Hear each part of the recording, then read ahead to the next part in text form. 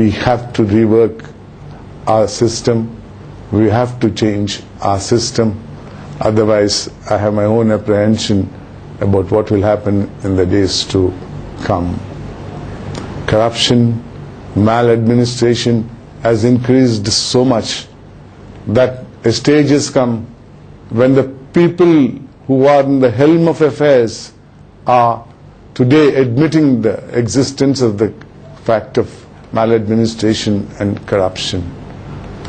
The President of India has referred to the existence of huge-scale corruption in administration. The Vice President has spoken about it recently. The Prime Minister, as I said last February, that there is huge corruption both in administration and in politics.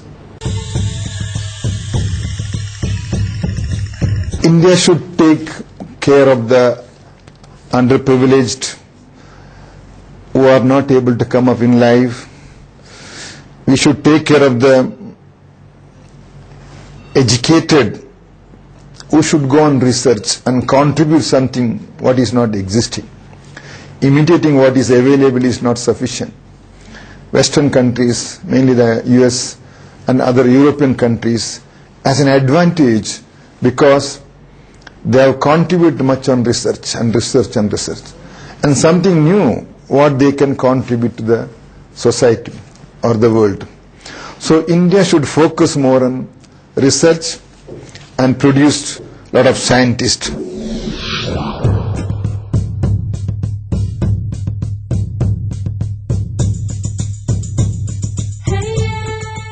As it is rightly said, government, I feel, has no role to play in even running banks, running hotels, even running educational system.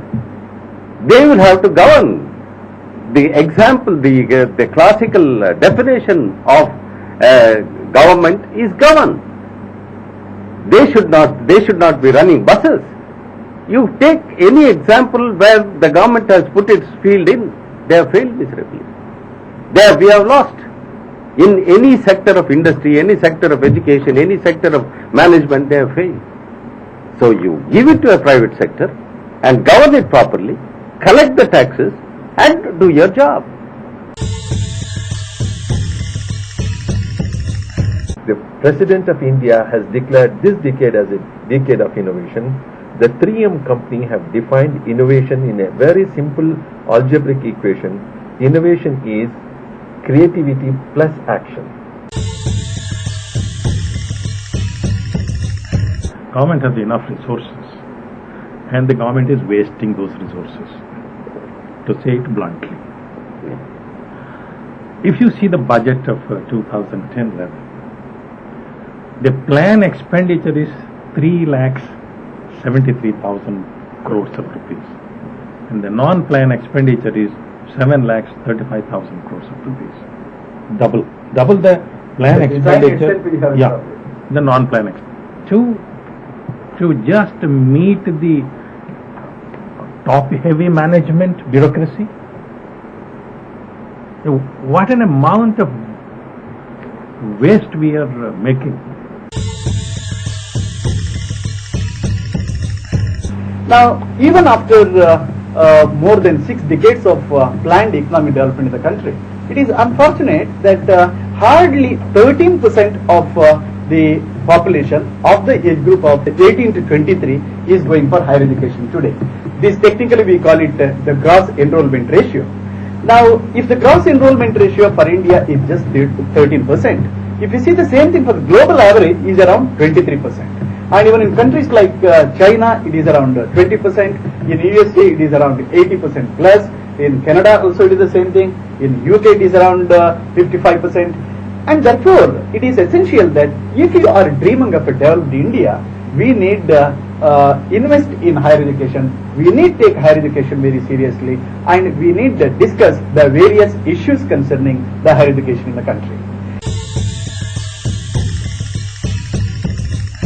50% of the population in Bombay live in slums.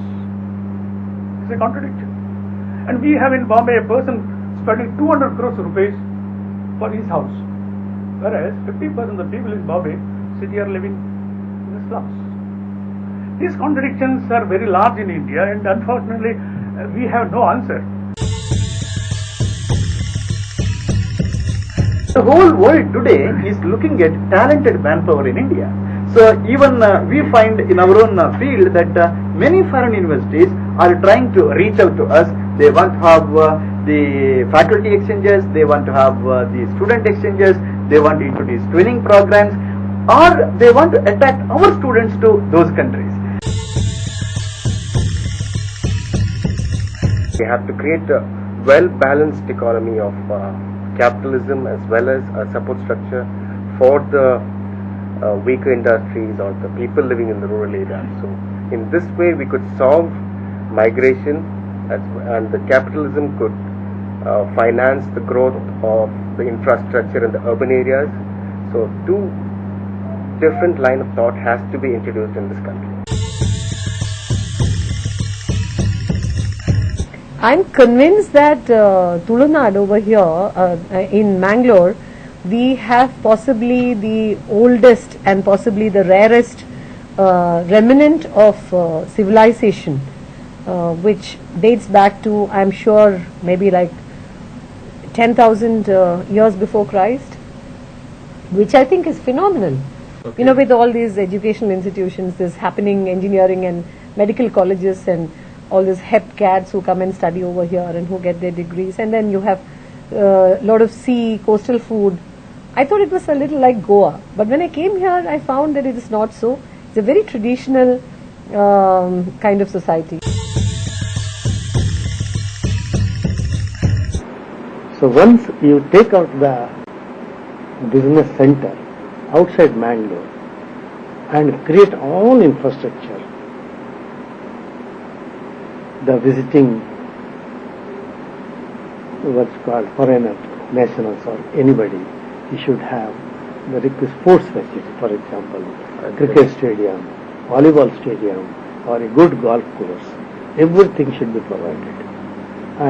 And for example, the government office need not be in Ampankatta. This can move out. For example, regional transport office. There is the need to have in Maidan.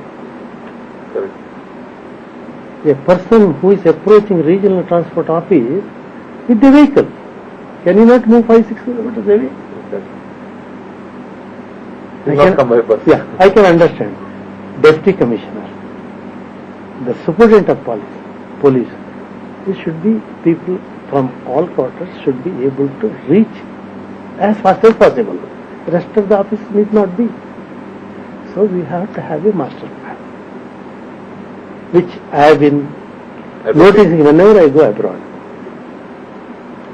I think this is how we can brand Mangalore.